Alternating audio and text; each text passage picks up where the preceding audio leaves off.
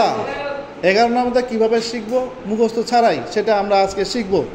আজকে আমরা ওইটাই শিখবো। তাহলে আমরা শুরু করি।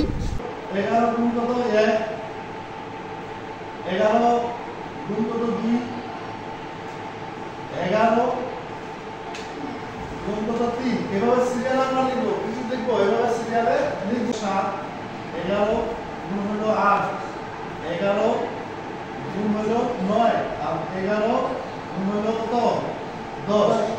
11 একটা দুইবার লিখলাম, কয়বার লিখলাম? দুইবার। এই দুইটা লিখবো কয়বার? দুইবার। তিনটা কতবার লিখবো? দুইবার।